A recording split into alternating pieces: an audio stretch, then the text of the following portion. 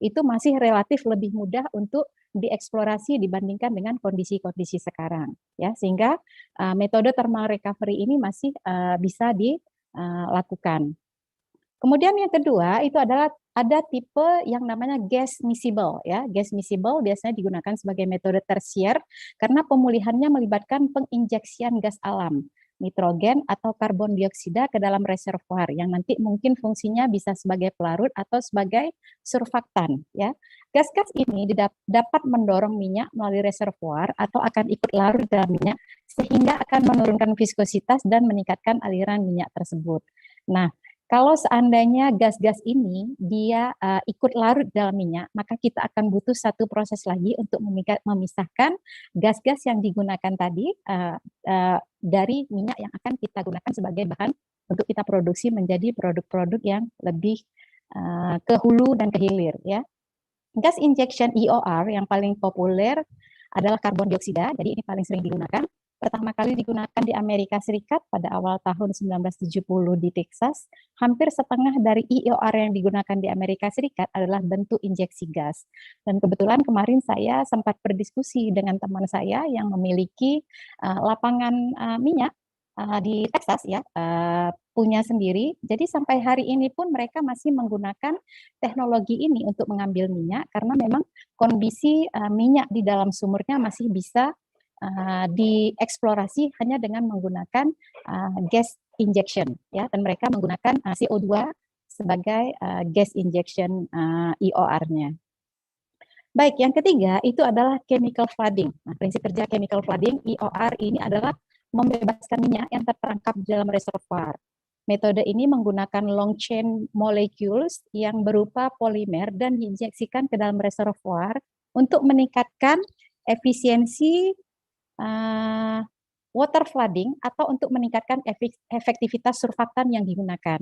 Nah, bicara tentang chemical, tentu nanti harus perlu dilakukan penelitian-penelitian yang cukup intensif untuk menentukan apa komposisi yang paling baik. Sebenarnya dari beberapa jenis chemical semuanya bisa digunakan untuk mengeksplorasi minyak yang terperangkap dalam reservoir. Tetapi nanti kriterianya lagi, targetnya lagi adalah bagaimana menentukan komposisi dari chemical yang akan kita gunakan justru tidak hanya bisa menarik minyak atau mengeksplor minyak, tetapi bisa mengeksplor minyak dalam jumlah yang lebih banyak per satuan waktu yang kita gunakan. Sehingga memang dibutuhkan penelitian yang cukup mendalam untuk menentukan chemical yang akan digunakan pada proses chemical flooding.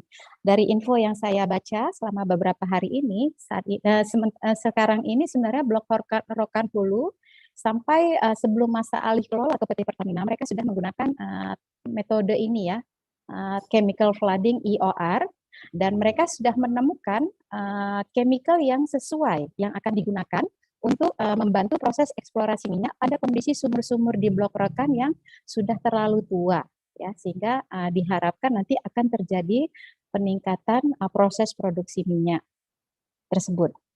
Oke, ini mungkin sudah disampaikan kemarin sebenarnya oleh Pak Jave beberapa transisi Blok Rokan sebelum menuju ke sebelum dialih kelola oleh PT Pertamina, ya. Jadi tidak perlu saya sampaikan lagi. Nah, lalu apa sebenarnya harapan-harapan masyarakat Riau, ya, baik masyarakat umum, kemudian pemerintah, kemudian juga kami sebagai akademisi dengan adanya alih kelola Blok Rokan ini ke Pertamina, ya. Intinya Pertamina dapat mengoptimalkan kerjasama dengan perusahaan kontraktor lokal dalam pelaksanaan kegiatan hulu migas di Blok Rokan. Kemudian Pertamina sebagai perusahaan negara sebaiknya mengutamakan tenaga kerja lokal saat proses peralihan Blok Rokan berlangsung mulai Agustus 2021. Dan dari segi akademisi, ya, saya sebagai akademisi, saya berharap ada kerjasama riset terkait teknologi yang akan digunakan, juga proses produksi produk petrokimia dengan Sivitas Akademika yang ada di Riau, termasuk memperbaiki kinerja chemical EOR untuk meningkatkan produksi minyak. Nah, di sini saya kasih keywordnya itu lebih ke petrokimia, karena sebenarnya produk-produk hulu daripada hasil eksplorasi minyak itu bisa dikembangkan menjadi produk-produk yang lebih aplikatif untuk menjadi produk petrokimia. Kemudian yang keempat, ada dampak positif dari bidang sosial dan kemasyarakatan bagi warga Riau sendiri. Nah, lalu beberapa waktu, alhamdulillah, jurusan Teknik Kimia Fakultas Teknik Universitas Riau berhasil melakukan kerjasama dengan PT Pertamina, dan kami alhamdulillah mendapat dana bantuan berupa Petrochemical Center, berupa gedung dan alat yang lengkap, dan saat ini sedang masa konstruksi. Dan berikut ini adalah gambaran gedung yang akan dibangun ya di jurusan Teknik Kimia di Fakultas Teknik, dan ini ada sebagian alat-alat yang mungkin akan diberikan, akan dibantu oleh pihak Pertamina, include dalam proyek Petrochemical Center. Namun kalau kita berniat untuk mengembangkan produk petrokimia, tentu nanti alat-alat yang harus kita sediakan di Petrochemical Center itu harus yang berhubungan langsung dengan produk petrochemical ya. Kalau saya lihat ini ya mungkin lebih sesuai untuk produk hulu migas saja ya.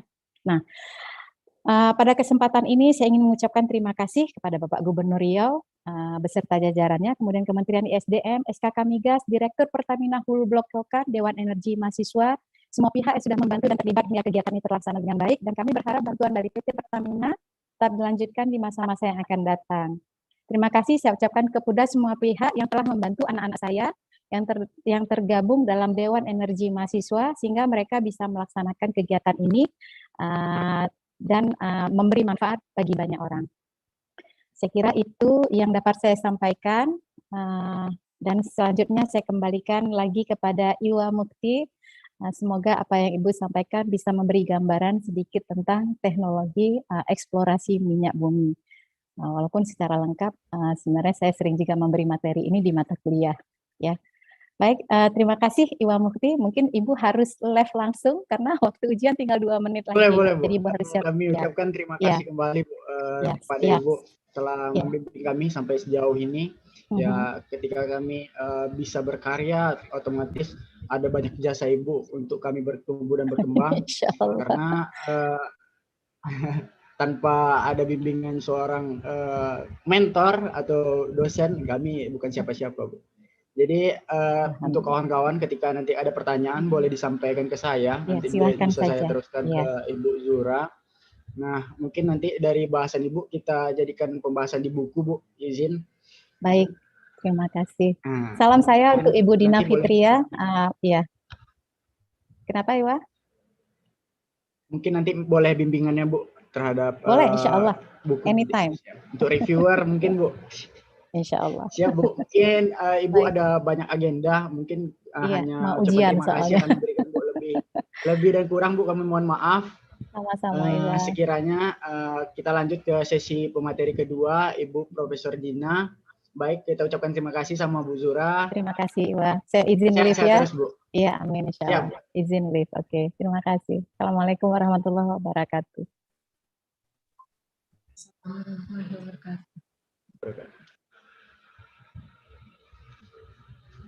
Baik, untuk kawan-kawan, di mana blok Rokan ini merupakan blok terbesar kedua setelah blok Cepu yang dimiliki oleh K3S ExxonMobil. Sekarang produksi rokan terus-menerus mengalami penurunan, baik lifting minyak maupun gas. Jadi dalam teknologi-teknologi yang harus digunakan tentunya harus ada update teknologi untuk menambah produksi rokan ini agar tetap stabil ataupun meningkat nantinya. Makanya dari sini kami berangkat untuk membahas nih, mengisi posisi atau mengisi plot untuk sama-sama ini kita berjuang terhadap blok rokan yang ada di Provinsi Riau. Karena kondisi migas saat ini sangat luar biasa dan butuh kekuatan dari teman-teman untuk sama-sama bersinergi. Mungkin sambil menunggu Profesor Dina, kami akan membacakan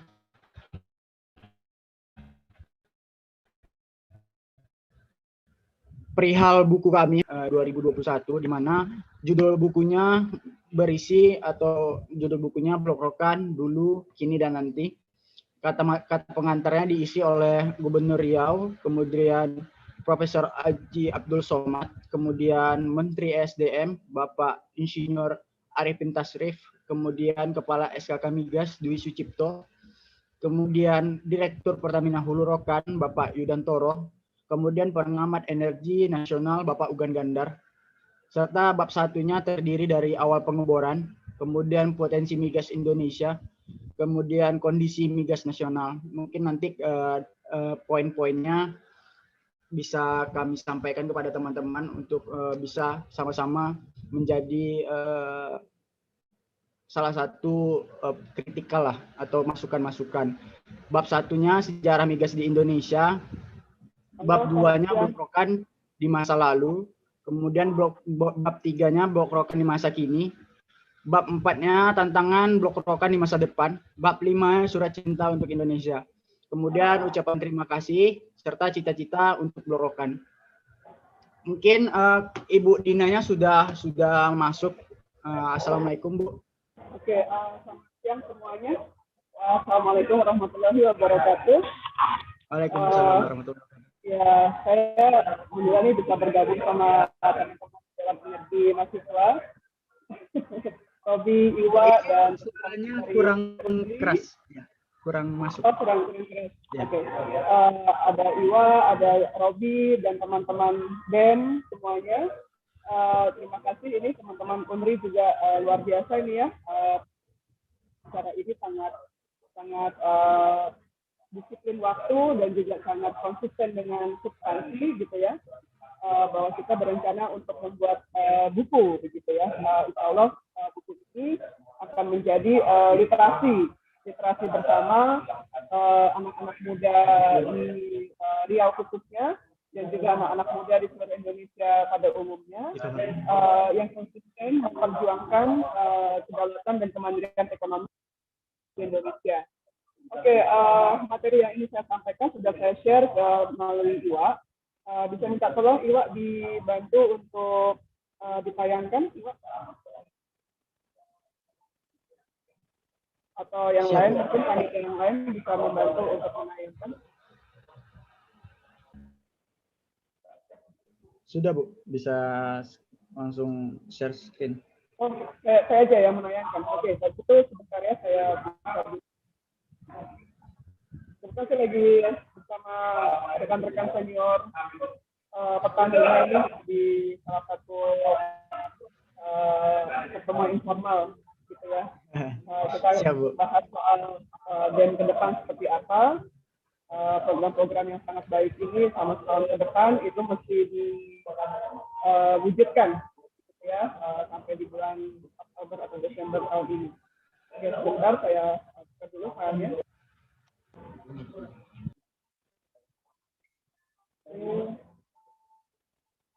Tadi Prof. Busra sudah menyampaikan ya materi ini.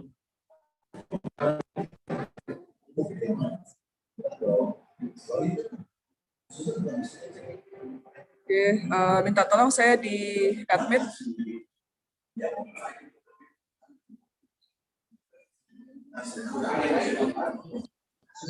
Oke. Saya share dulu. Oh, maaf, story ya. Maaf, story. Matikan dulu aja yang di sini. Kanan kiri ya.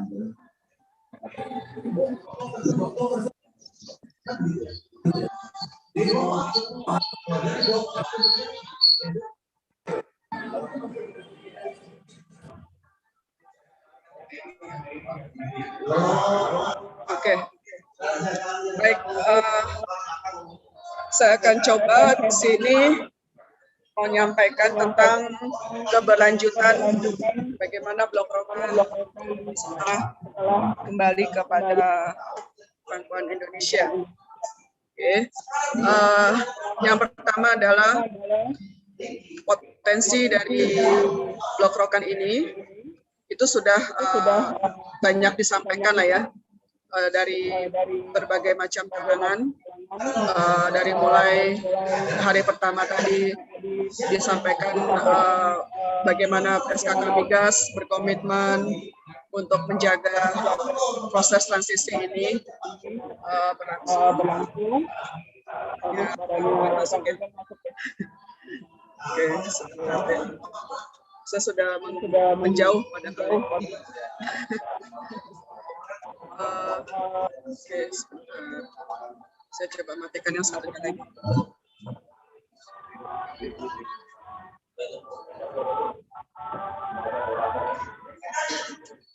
Sederhana.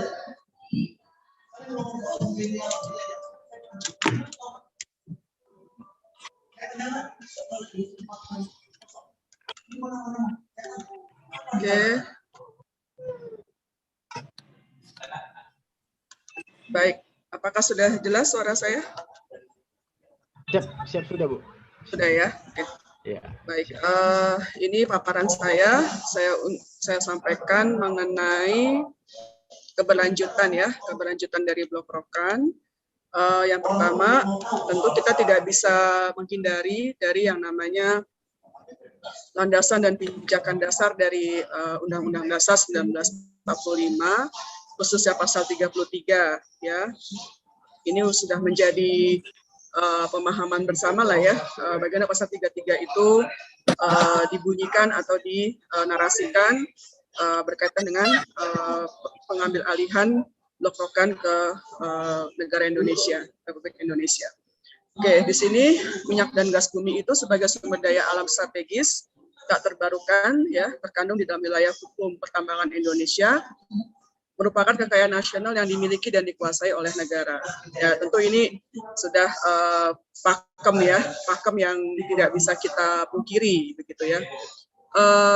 Dan lagi satu hal yang membuat kenapa Blok Rokan itu relevan dengan kedaulatan negara, itu karena posisi historical dari Rokan sendiri itu adalah memberikan banyak manfaat, tidak hanya dari sisi pendapatan negara dari sisi migasnya saja, tetapi juga bagaimana negara itu mendapatkan share atau juga bagi hasil dari migas yang diproduksi. Nah, mungkin bicara soal sejarah itu sudah banyak yang memaparkan. Salah satunya saya juga ambil dari beberapa infografis begitu ya. Nah, di sini situasinya memang cadangan kita itu masih rendah ya di sini ya situasinya. Nah, namun tentu saja ini situasi yang rendah ini bukan karena Blok Rokan itu dialihkan kepada Pertamina, tetapi memang umurnya memang itu sudah tua. Jadi mohon nanti kalian dari DEM ini, khususnya teman-teman di UNRI, ketika menarasikan tentang nilai ekonomis dari Blok Rokan, mohon dapat disampaikan bahwa situasinya itu bukan karena akibat dari pengambil alihan ini kepada Pertamina, tetapi memang situasi produksinya sendiri itu memang sudah menurun begitu. Jadi dalam hal ini sebenarnya Pertamina justru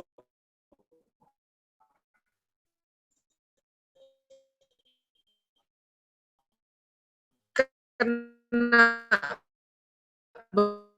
beban ongkos yang juga cukup besar ya, ketika dia harus menerapkan atau memproduksi lagi Blok Rokan ini. Bosan pola investasinya itu berupa gross split. Nah, tentu saja ini ban ini ya, dan Pertamina mau tidak mau, ada beberapa biaya-biaya ekspor ditanggung oleh negara, tetapi itu menjadi teman-teman DEM ini agak agak kritis sedikit ketika nanti ada pihak-pihak tertentu yang ingin mengesankan bahwa Pertamina itu tidak mampu untuk bisa mengelola Blok Rokan ini.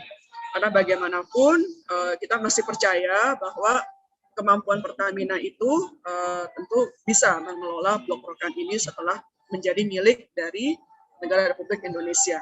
Itu yang pertama.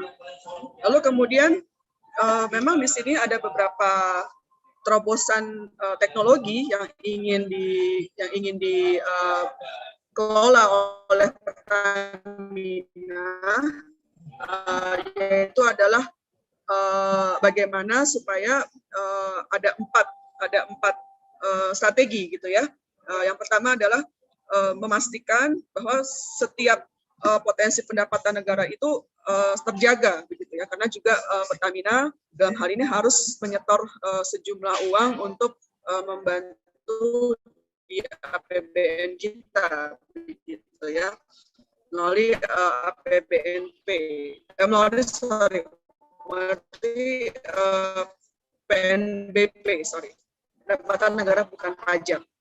Lalu kemudian peran Pertamina berikutnya ya dalam blok rokan ini adalah memanfaatkan teknologi yang masih ada optimal keluar semua, itu menggunakan beberapa teknologi, tidak hanya IOA, tapi juga ada beberapa teknologi yang lain begitu ya. Nah, situasi ini mesti kita dukung ya, supaya Pertamina itu sustainability-nya itu mesti terjaga dari sisi produksi.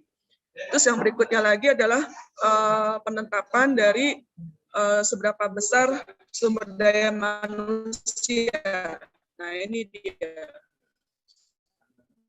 Kemarin sempat ada pemahaman dari kawan-kawan DEM dan juga sempat juga di-raise isunya oleh beberapa narasumber terkait dengan bagaimana potensi sumber daya manusia Riau khususnya dan juga migas ini yang khususnya di Rokan ini itu bisa dikelola dan bisa dimanfaatkan untuk membantu blok Rokan ini kembali kepada produksinya yang di masa lalu yang cukup berjaya begitu ya. Nah, SDM inilah yang menurut saya penting ya, karena saya berharap dengan adanya kehadiran blok Rokan ini juga ada blok lain seperti blok Cepu, kemudian Madura, kemudian juga Mahakam, dan beberapa lagi di tempat bagian Indonesia lain, itu menjadi semacam Center of Excellence sumber daya manusia migas. Kalau di dunia barat kita mengenal Texas sebagai salah satu penghasil sumber daya manusia di bidang migas, nah Indonesia itu punya paling tidak minimal ada 4 titik penghasil sumber daya migas itu. Sumber daya manusia migas maksud saya. Yaitu pertama di Riau, lalu kemudian di Mahakam, lalu kemudian di Madura, dan juga di Cepu. Salah satunya paling tidak minimal 4 lokasi blok itu sebagai Center of Excellence kebangkitan sumber daya manusia di sektor migas. Kalau negara lain hanya 1 negara bagian, kita ada 4 provinsi sebagai Center of Excellence untuk sumber daya manusia sektor migas. Nah, saya berharap kehadiran blok Rokan ini juga membangun tidak hanya kapasitas keilmuan dari teman-teman, tetapi juga sekaligus juga kapasitas ekspertis dan pengalaman, begitu ya. Nah, dalam hal ini peran perguruan tinggi itu penting ya untuk memastikan sumber daya manusia migas Indonesia yang tersebar tadi itu bisa sama-sama bersatu padu mengolah dan mengelola blok-blok yang sudah ada, yang sudah kita miliki. Nah, kemudian yang kedua adalah sebenarnya apa sih yang membedakan proses pengambilan blok Rokan ini dengan PT Freeport gitu ya. Apa sih yang membedakan dan yang apa persamaannya begitu. Nah, kalau di blok migas Rokan ini itu kan dia lebih kepada karena kontrak kerjasamanya selesai, lalu kemudian ditender ulang, lalu kemudian Pertamina mengangkat tender. Nah, sedangkan kalau yang di Freeport itu adalah karena kepemilikan saham, gitu ya, divestasi saham Freeport. Jadi jelas ini sesuatu yang berbeda antara pola pengambil alihan Freeport dengan blok Rokan. Nah, sehingga pemerintah itu dalam hal ini tidak perlu lagi membayar ya ketika kontrak itu selesai. Nah, dan Pertamina juga sudah menyetor gitu ya signature bonus kepada pemerintah begitu. Nah, satu hal lagi blok Rokan ini tidak ada istilahnya sampai kepada gugatan arbitrase. Nah, sedangkan kalau Freeport itu sampai kepada gugatan arbitrase. Jadi kalau ada isu-isu di luar sana yang mencoba apa istilahnya ya, menyandingkan antara proses pengambil alihan Blok Rokan dengan Freeport itu sesuatu yang sangat berbeda begitu. Jadi mohon teman-teman mahasiswa itu juga kritis ketika nanti ada suara-suara yang seolah-olah gitu ya, seolah-olah ingin mengerdilkan Pertamina dengan mempersamakan situasi ini dengan PT Freeport. Lalu yang kedua adalah bagaimana Blok Rokan itu dan fakta-fakta Blok Rokan apa saja yang kira-kira bisa menjadi ikon gitu ya, ikon dari sisi migas ini untuk Pertamina. Yang pertama adalah cadangan gas dan minyak yang terbukti itu dibandingkan ya antara Mahakam dengan Rokan itu berbeda ya. Kalau Rokan itu untuk migas, untuk minyaknya saja itu sudah 593 juta barrel. Nah, sedangkan Mahakam itu 81 juta barrel. Nah, kemudian fakta yang lain itu adalah cadangan Rokan itu masih cukup besar ya dibandingkan dengan Mahakam. Nah, situasi ini sebaiknya juga menjadi kritisi kalian sebagai akademisi bahwa cadangan-cadangan seperti ini penting ya. Jadi mungkin sekarang kita punya cadangan cepu yang cukup besar juga di Cepu gitu ya. Nah, yang kedua adalah Blok Rokan gitu. Nah, saat ini memang negara kita tuh sedang memetakan cadangan penyangga energi di mana saja. Nah, salah satu potensi yang cukup menjanjikan itu adalah Blok Rokan ini, gitu ya. Selain Blok Cepu dan juga Blok Mahakam serta Blok Madura. Nah, yang lain adalah yang juga menurut saya penting nanti disampaikan dalam buku itu adalah bagaimana mekanisme bagi hasilnya revenue sharing antara Blok Rokan kepada Provinsi Riau dalam hal ini dengan melalui mekanisme dana perimbangan. Sebagaimana kita tahu bahwa Indonesia itu punya namanya Undang-Undang Perimbangan Keuangan antara pemerintah pusat dan pemerintah daerah. Nah, undang-undang itu yang mengatur berapa persen dana perimbangan bagi hasil penghasil migas dengan negara yang dalam hal ini APBN atau pemerintahan pusat begitu ya. Nah, di sini diatur dalam hal beberapa peraturan pemerintah ya. Dan sampai saat ini belum ada amandemennya, berarti masih berlaku gitu ya. Nah, yang paling penting itu adalah perimbangan keuangan antara pemerintah daerah dan pemerintahan pusat itu dalam suatu kerangka pendanaan dalam hal ini asas desentralisasi, dekonsentrasi, dan tugas perbantuan. Nah, mungkin kita perlu mengatur nih akademisi dari DEM ini kalau bisa membuat kajian akademik gitu ya. Kira-kira bagaimana formula dana perimbangan atau revenue sharing dari Blok Rokan kepada Provinsi Riau. Nah, tentu saja formula perimbangan ini sebaiknya berbeda dengan formula perimbangan yang sudah ada sekarang berlaku begitu. Nah, spesifiknya seperti apa? Nah, perlu dikaji ini. Nanti insya Allah dalam buku kita nanti, buku yang Blok Rokan ini, saya coba akan menyajikan rumus untuk perimbangannya, gitu ya, rumus untuk perimbangannya, bagaimana supaya pemerintah Riau ini dan juga ada lembaga adat, gitu ya, dan juga ada beberapa stakeholders lain di Riau itu, dan juga Indonesia secara luas itu mendapatkan manfaat dari adanya Blok Rokan. Nah, hal seperti ini menurut saya tidak bisa dipungkiri gitu ya, tidak bisa dihindari begitu ya.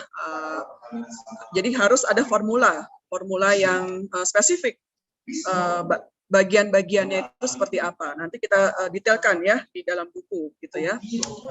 Nah, berikutnya lagi adalah status bagaimana si Blok Rokan ini mekanisme pembagiannya, gitu, revenue sharing-nya.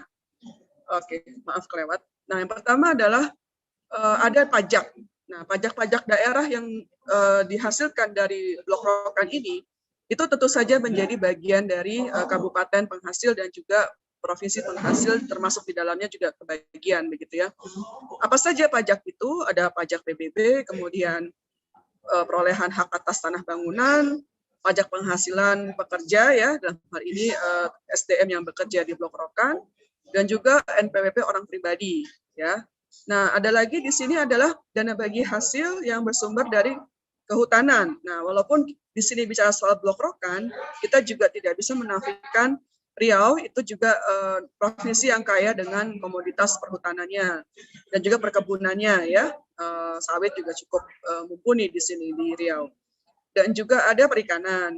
Nah, terus kemudian gas dan panas bumi mungkin belum ada ya, tapi paling tidak ada iuran tetap dan iuran royalti yang bisa dipungut oleh pemerintah daerah dan pemerintah provinsi.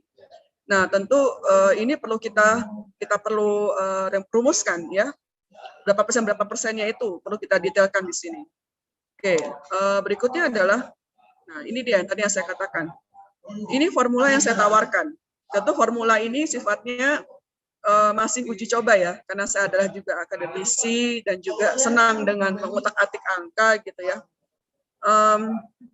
Saya coba membuat formulasi seperti ini. Jadi untuk dana bagi hasil sewa lahan atau sewa tanah itu pembagiannya adalah provinsi 16%, kabupaten itu 64%. Lalu kemudian provinsi penghasil itu dapat 80%. Lalu kemudian royalti pembagiannya 16 dan 32%. Dan kemudian provinsi penghasil itu 26%. Nah, angka-angka ini tentu bukan angka magic numbers gitu ya. Jadi masih perlu telaah lagi. Nah, saya men-challenge, saya menantang dalam tanda kutip, menantang dalam artian akademisi ya, berpikir secara akademisi. Silakan ini di-challenge. Silakan ini di-challenge. Apakah formula ini sudah cukup proporsional bagi Riau dalam hal ini untuk mendapatkan bagi hasil dari Blok Rokan? Apakah ini sudah make sense, sudah masuk akal begitu ya? Lalu bagaimana posisi lembaga adat gitu ya? Porsi apa yang bisa mereka mainkan dalam persentase ini? Nah, menurut saya itu perlu exercise nih, ya, perlu exercise Iwa dan kawan-kawan. Saya menantang kalian, coba kira-kira hitungan ini nih masuk akal nggak begitu? Kalau masuk akal, menurut kalian apa? Sisi mananya yang masuk akal? Sekiranya tidak masuk akal, maka sodorkan alternatif formulanya. Jadi ini bukan magic words, bukan magic numbers yang angkanya kaku. Saya men-challenge kalian untuk bisa memformulasikannya lagi, begitu ya. Kita diskusi nanti ya. Oke, ini menarik ini, karena juga jangan sampai situasi-situasi seperti ini nanti di belakang hari itu akan menjadi persengketaan gitu ya. Cuman karena angka persentasenya gitu ya. Situasi dalam negara kita itu jadi kenapa-napa gitu, itu juga perlu dipertimbangkan gitu ya, dampak-dampak kesananya. Nah, kemudian ada lagi formula yang sudah ditentukan oleh Kementerian Keuangan. Nah, di sini saya nggak tahu ya, apakah di Riau ini cukup bisa ada akademisi yang mampu berdiskusi nih. Nah, mungkin ada satu sesi lagi kalau saya boleh menawarkan, mungkin nanti ya demnya ini dem yang gabungan aja kalau bisa sih ya. Jadi dem gabungan dari Kalimantan mengurus atau yang membahas tentang Blok Mahakam, kemudian dem Riau yang membahas tentang Blok Rokan, kemudian Cepu, kemudian Madura. Coba kalian bikin forum gitu ya, maaf lewat. Coba kalian bikin forum, forumnya itu menghadirkan Kementerian Keuangan. Ya, Kementerian Keuangan, aduh, ini kenapa nih ini saya kok jalan-jalan sendiri nih slide-nya. Sebentar ya. Jangan.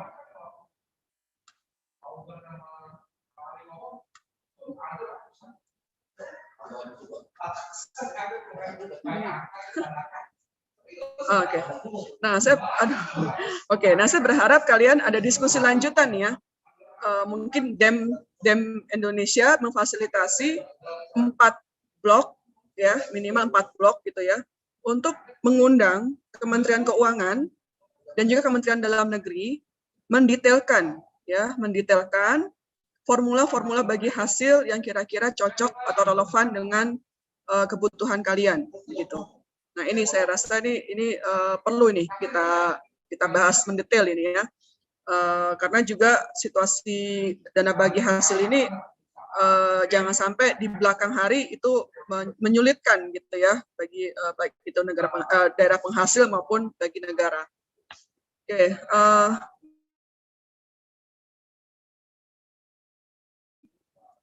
berikutnya lagi adalah saya berharap kalian juga mengkritisi nih peran dari Bank Indonesia. Ya, mungkin suatu saat kita harus mengundang Bank Indonesia.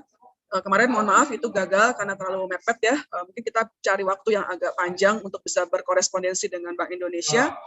Karena Bank Indonesia ini juga menentukan asumsi, juga mendasarkan asumsi makronya itu dengan lifting migas yang berhasil diambil begitu.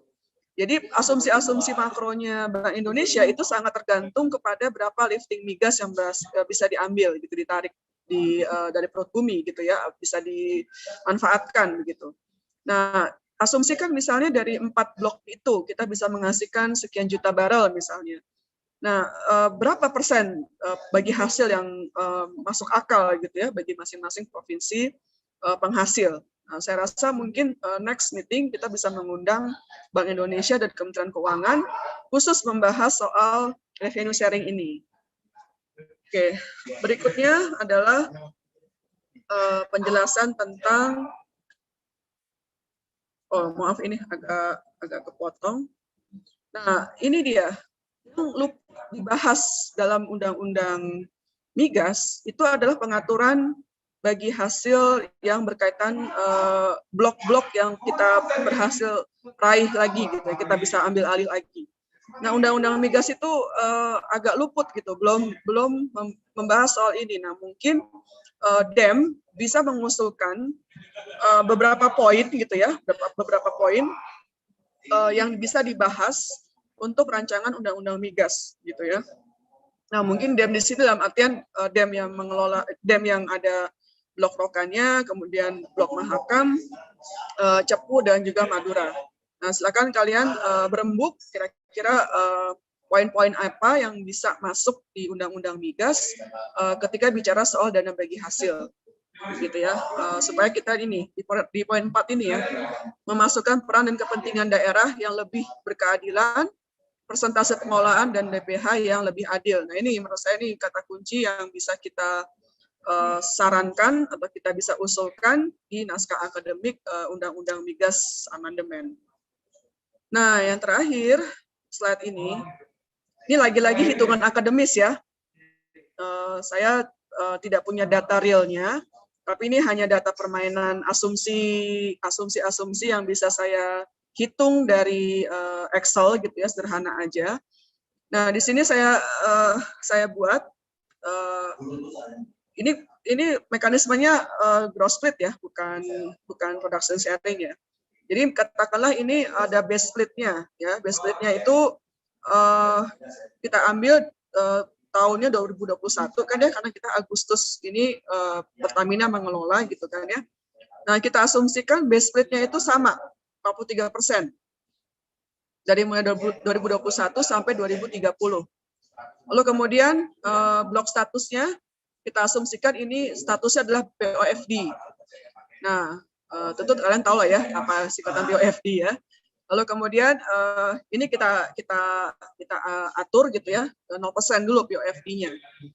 Kita anggap blok statusnya ini masih apa ya, zero gitu ya, persentasenya zero. Lalu kemudian field location-nya. Nah, kan blok Rokan ini kan juga ada situasi offshore-nya gitu kan ya. Nah, kita asumsikan untuk offshore-nya itu sekitar 14% gitu ya. Nah, 14% sama di setiap tahunnya. Lalu kemudian infrastruktur. Nah, kita asumsikan itu sumur itu juga sama. Investasinya kita anggap belum ada gitu ya. Kita masih menggunakan sumur yang lama. Nah, tentu saja ini tantangan ya bagi teknologi minyak eksplorasi. Apakah untuk sumur ini perlu dibangun yang baru atau tidak begitu ya. Nah, kemudian kondisi reservoirnya. Ini kalau dia konvensional ya. Nah, yang CO kontennya itu kalau misalnya kita ambil di sini ya anak-anak tekim ini pasti paham ya maksudnya apa ya, karbon dioksida dan kontennya ini kita ambil range-nya antara 10% sampai 20%. Artinya kandungan karbon dioksidanya itu kurang lebih kita jaga di kisaran 1% aja dulu gitu ya. Nah, kemudian sulfurnya itu juga kita jaga kurang lebih di angka 100, kurang dari 100 ppm gitu ya. Nah, kemudian juga kita jaga API-nya seperti itu, sama juga di angka 30, kurang dari 25%. Ya paling besar 25% maksimal. Kemudian lokal konten, nah karena kita di sini juga ada kewajiban untuk TKDN ya, kita jaga di angka 3% misalnya. Nah, seperti itu. Terus kemudian production phase kita asumsikan itu ada tertiary. Jadi semuanya itu adalah udah tahap yang ketiga. Nah, oil price kita anggap itu kenaikannya itu dalam rentang 7,5% kenaikan dan penurunannya. Nah, kemudian kumulatif production-nya itu sekitar 10%. Nah, total sehingga split yang dinikmati oleh Pertamina itu sekitar 88% gitu ya. Nah, dalam hal ini beban kos biaya ini yang mesti kita pikirkan nih, jangan sampai Pertamina merasa terbebani ya dengan ongkos-ongkos ini. Nah, kira-kira seperti itu yang bisa saya sampaikan. Silakan kalau misalnya ada yang mau didiskusikan. Salam hormat saya bagi teman-teman DEM, ada Rizky dan lain sebagainya. Silakan, ada Selamat juga Anang dari Sultra. Oke, silakan kalau ada yang mau disampaikan. Baik, terima kasih Bu atas pemaparannya. Mungkin dari Riau sendiri khususnya sangat kaya akan blok-blok migas, di mana Riau memiliki blok Langga yang sekarang K3S-nya adalah SPR, salah satu BUMD Riau. Kemudian ada EMP Buntu di Buntu dekat Riau juga, Provinsi Riau. Terus Malaka Strait. Malaka Strait ini EMP juga yang kelola. Kemudian ada CPP Blok Coastal Plain Pekanbaru Blok. Sekarang dikelola oleh Bumi Syak Pusako dan Pertamina Hulu. Jadi ada CPP Blok, nama kerennya, nama panjangnya Coastal Plain Pekanbaru. Jadi PI-nya 50% daerah, 50% Pertamina. Jadi sistem kontrak seperti itu. Kemudian ada Kampar Blok, sekarang dikelola oleh Pertamina EP Kampar. Nah, khusus Riau sendiri banyak banget kekayaan alamnya, terutama minyak yang sekarang lebih diutamakan atau lebih dibanggakan adalah Rokan sendiri khususnya. Kemudian Rokan Tenggelam kami lebih bangga sama sawit kami aja Bu. Tertinggal karena untuk wilayah Rokan sangat-sangat privacy, sangat-sangat dijaga. Bahkan untuk kami pemuda Riau aja untuk masuk ke chevron saja harus pakai helm, harus pakai spion 2, harus punya SIM, harus ada STNK. Nah, terus ditanya juga lagi maunya masuk ngapain, Pak? Ya kami mau tengok daerah kami aja karena khususnya Rokan itu gedungnya baik, wilayahnya. Kalau kompleknya, kalau kawan-kawan masuk ke komplek Rokan itu rasanya udah kayak di luar negeri gitu. Karena rapi banget, berbeda sama Pekanbaru yang ruyam banget. Nah, jadi kawan-kawan kalau mau kunjungi Rokan, saya jamin bakal terpukau karena komplek dari Chevron itu sangat luar biasa bagusnya. Nah, sedikit menanggapi tantangan Ibu tadi terkait hitung-hitungan gitu. Mungkin nanti kawan-kawan DEM akan membersamai terkait DEM Undri dan DEM lainnya. Mungkin di Aceh sendiri punya Sumatera B Blok. Kemudian Sumut juga ya walaupun tidak ada, bukan tidak ada dalam artian ada blok yang sudah mati di Sumut. Kemudian di Jambi juga ada, di Palembang juga ada blok koridor. Jadi kita bisa membersamai lah untuk perihal dana bagi hasil tersebut. Jadi Bu, nanti kami di hari Senin atau di hari Minggu Dewan Energi Mahasiswa Universitas Riau akan bersama-sama dengan Dewan Energi Sumut, kemudian Aceh akan konsolidasi pemuda Sumatera ini. Jadi bahas kekayaan alam khususnya di daerah Sumatera. Jadi mohon maaf nih kawan-kawan, bukan nama daerah tapi kayak gitulah kondisinya. Jadi untuk kawan-kawan sendiri harusnya lebih aware terhadap rokan, karena kekayaan rokan ini sangat luar biasa. Sekarang produksinya di angka 170.000 barrel per hari, di bawah cepu yang di angka 210 barrel per hari, 210.000 ya. Kemudian Pertamina Hulu Mahakam dengan luas blok Mahakam itu 592, produksinya di angka 30.000 barel per hari. Jadi angka dari produksi dari nomor 1, 2, dan 3 diisi oleh Pertamina Hulu Mahakam dengan 30.000 barel per hari. Kemudian ONWJ di Jawa Barat, salah satu penghasil nomor 4 terbesar di angka 29.800 barel per hari. Jadi kawan-kawan harus tahu nih produksi-produksi apa saja atau kekayaan alam apa saja yang ada di Indonesia. Kalau bukan kawan-kawan siapa lagi gitu. Jadi saya selalu sampaikan, ketika Anda tidak mencintai negara Anda, pasti ada orang lain yang mencintainya. Nah, ketika Anda tidak cinta sama pasangan Anda, pasti ada orang lain yang mencintainya. Jadi seperti itu. Jadi mungkin dari kawan-kawan yang ingin bertanya, langsung saja boleh hidupkan kameranya, hidupkan mic-nya, silahkan bertanya. Ya, silakan. Selamat, Anang.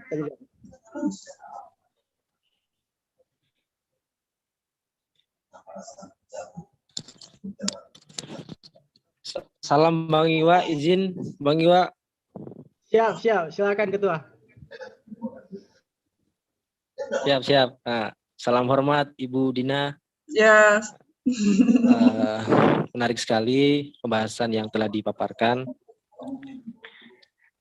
Saya ingin bertanya Bu, mengenai kita ketahui bahwa Sumatera itu kan banyak potensi minyak dari zaman dahulu sampai zaman sekarang. Bahkan dari zaman Indonesia sebelum merdeka itu sudah ada potensi minyak yang sangat besar. Nah, namun dalam cadangan minyak, saya melihat ini ada pemberitaan terbaru, yaitu yang cadangan minyak yang terbaru yang ditemukan di Pulau Simeuleu, Bu. Ya, nah, itu dari berita yang saya tahu adalah cadangan itu melebihi Arab Saudi. Melebihi Arab Saudi. Namun data publik yang pemerintah berikan itu mengatakan bahwa cadangan minyak Indonesia itu tidak sampai 9 tahun. Nah, ini kan berarti ada ketidaksinkronisasi data, Bu. Cadangan minyak yang sebenarnya itu yang benar itu yang mana? Mohon mungkin bisa beri arahan, Bu, tentang tersebut. Oke, saya kumpulkan dulu deh teman-teman. Ini mengenai blok baru ya. Oke, silakan teman-teman. Mungkin ada, kita diskusi aja nih. Nah, ini juga tinggal forum kita aja, kan udah nggak ada orang luar lagi ya. Ini kita bebas aja nih, forum bebas kita diskusi lah ya. Silakan. Selain Anang, mungkin ada yang lain dulu kita bicara. Ini kan udah internal kita aja nih. Kayaknya udah nggak ada orang luar kan ya. Oke. Silakan Iwa, mungkin bisa diundang teman-temannya untuk bicara lagi.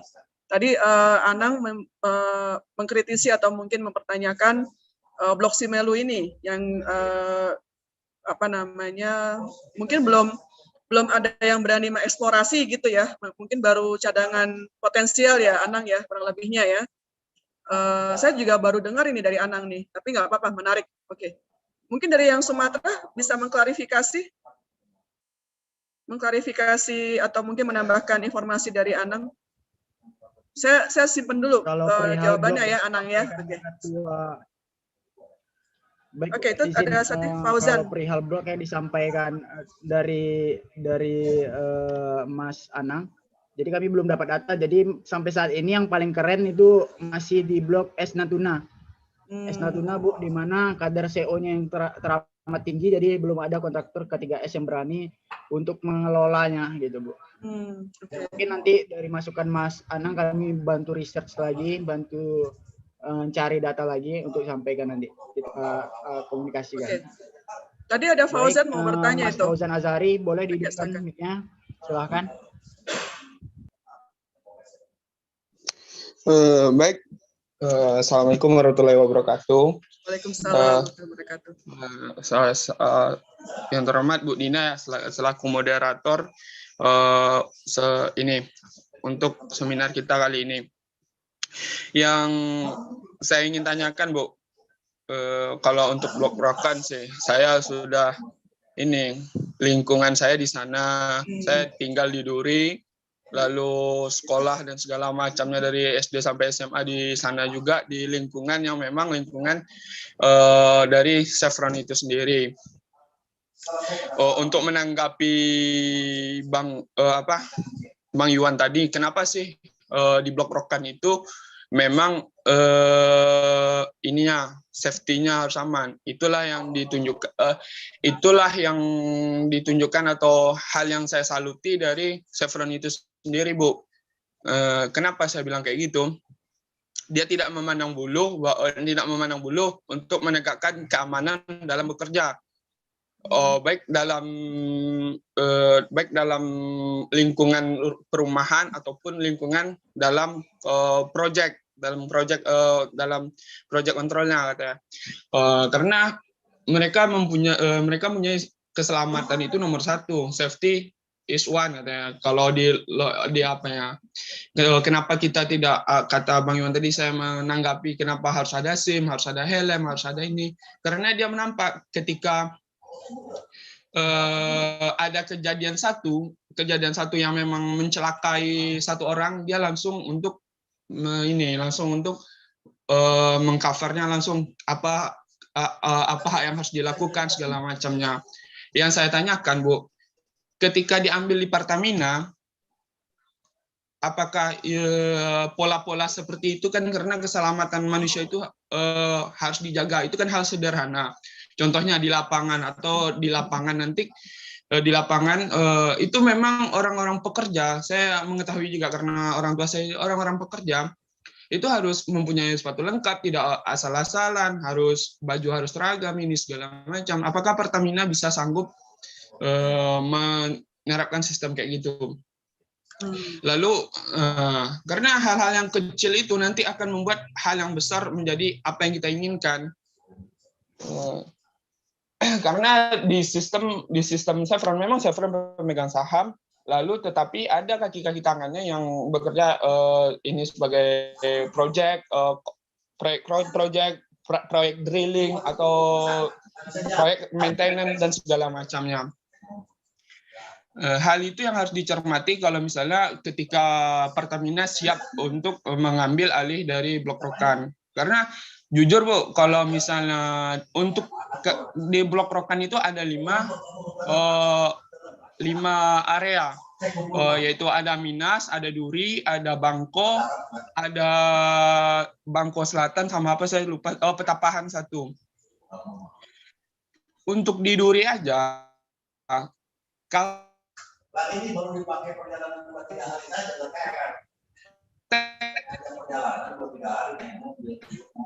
memang Caltech itu sendiri mengestimasi bahwa yang kalau kita baru masuk Duri 1 miliar barel. Lalu ketika pilihan dari Caltech ke Chevron Pacific Indonesia menambah menjadi 2 miliar barel minyak yang ada di Duri.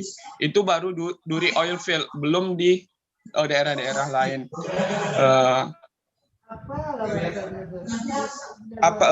Yang kedua, memang sih yang kita cermati kayak yang disampaikan Bang Iwan tadi, di Riau sendiri ada banyak kilang-kilang minyak yang ada, tetapi tidak pernah disoroti, terus brok-brokan gitu. Apakah pertanyaan saya ini benar, asumsi saya ini benar atau salah menurut Ibu? Apakah karena asing yang mengelola atau yang kilang-kilang itu kalau tidak asing, apakah Blok Rokan ini akan mencuat lagi atau bagaimana dengan potensi sumber daya alamnya yang Ibu bilang segala macamnya, dengan potensi sumber daya alamnya yang Ibu bilang itu yang cukup melimpah.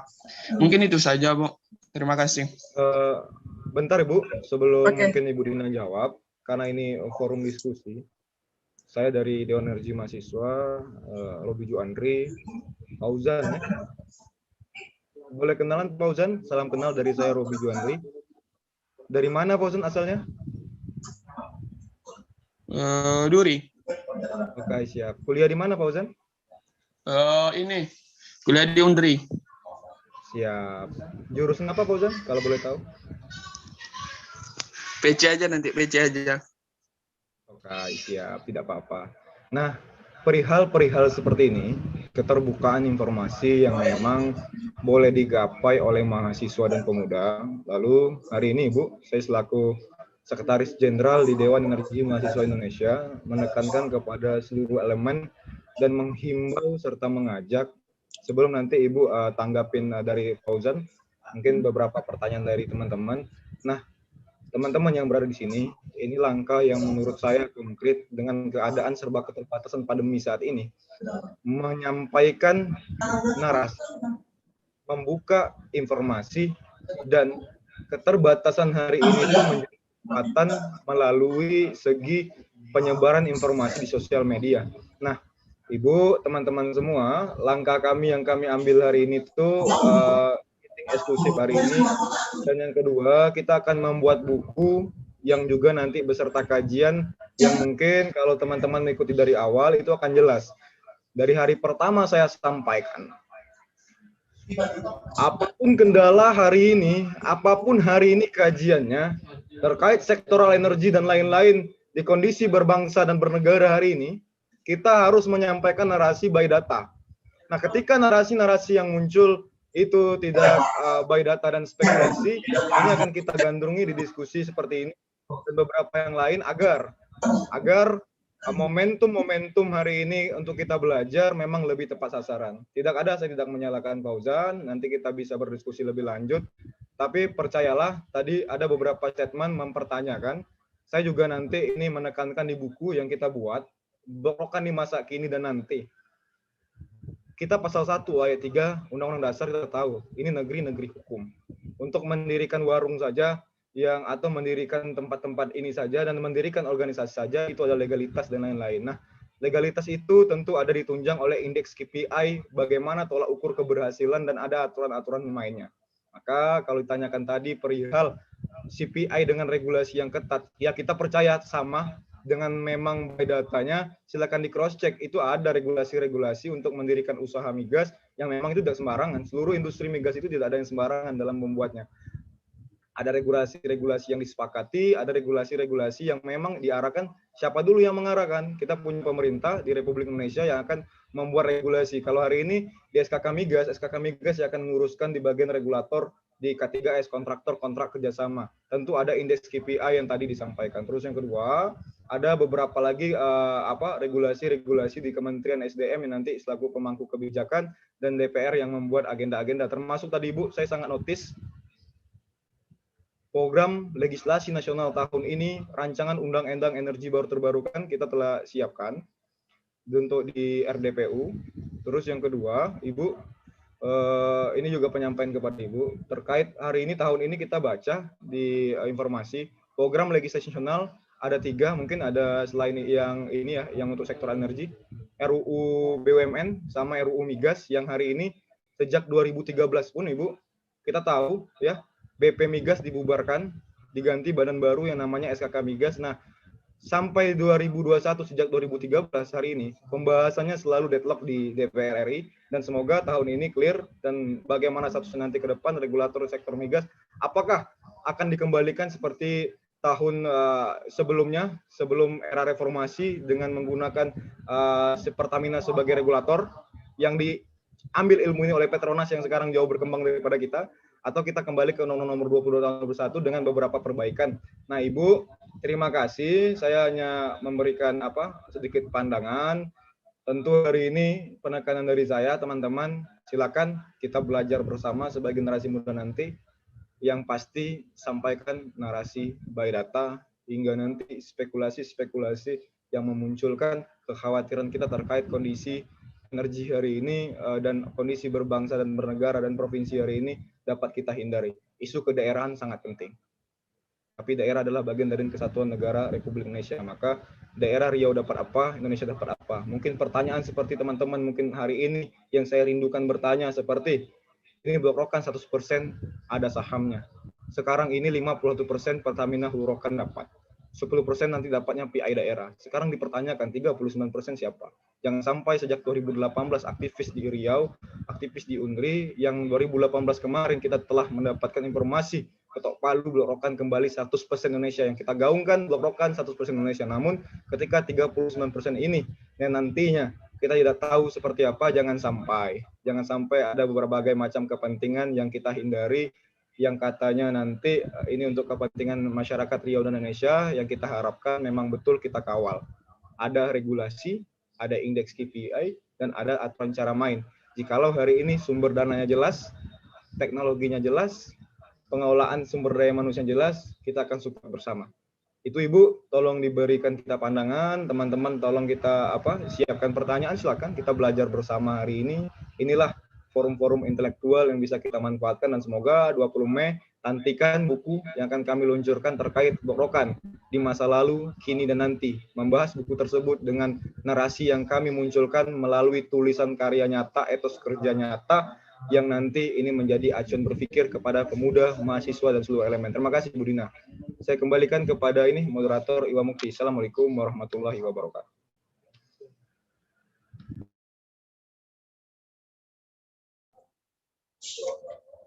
Oke, saya kira tadi yang disampaikan oleh Robi itu udah mencakup semua hal yang dimaksudkan acara dari meeting eksklusif ini, begitu ya. Kita ingin merancang suatu buku yang by data dan menjadi literatur referensi generasi kalian dan juga generasi anak cucu kalian nanti, termasuk juga generasi saya dan senior kalian semuanya. Oke, baik. Apakah saya masih harus menanggapi dua pembicara tadi atau langsung ke hal yang lain? Silakan. Saya kembalikan kepada Iwa.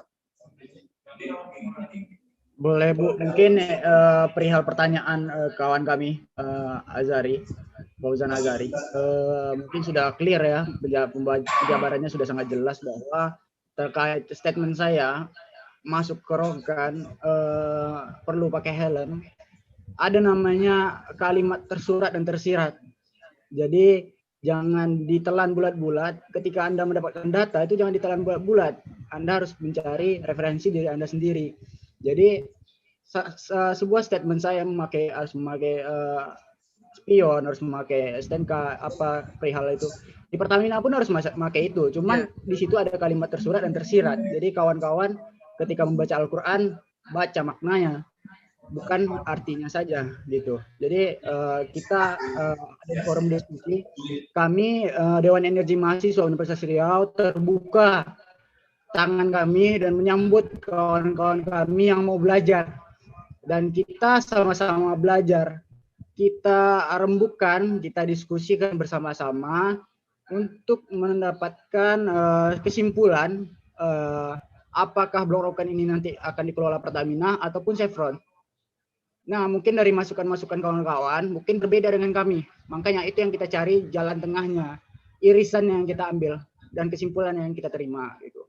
Baik, mungkin dari kawan-kawan yang lain jika ingin bertanya silahkan dihidupkan mic-nya, dilambaikan tangannya. Langsung saja, apakah ada kawan-kawan yang ingin bertanya?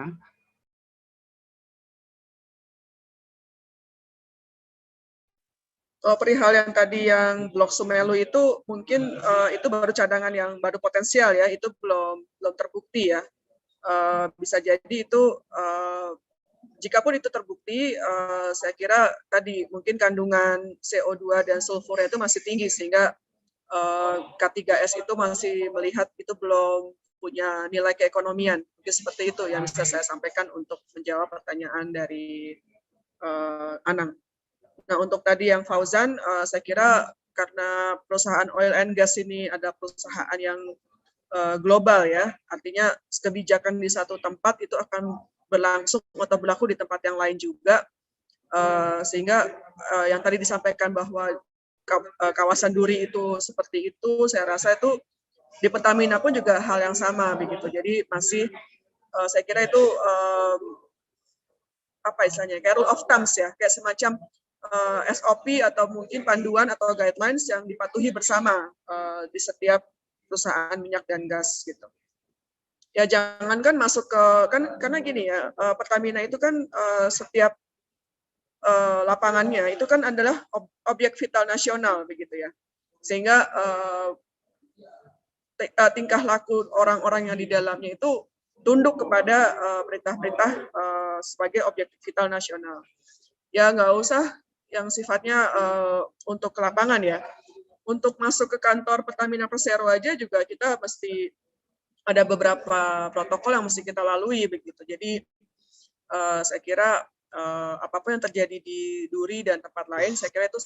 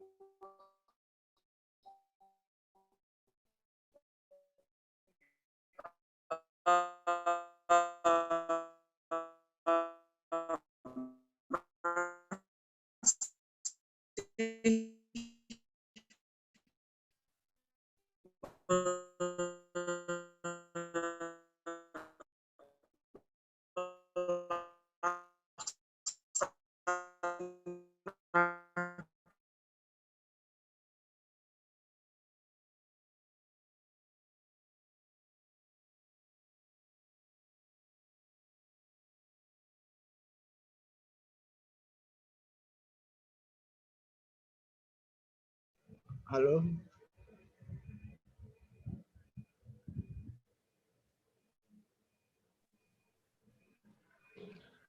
Halo teman-teman. Oh, izin. Mungkin Ibu Dinanya terputus ya dari koneksi.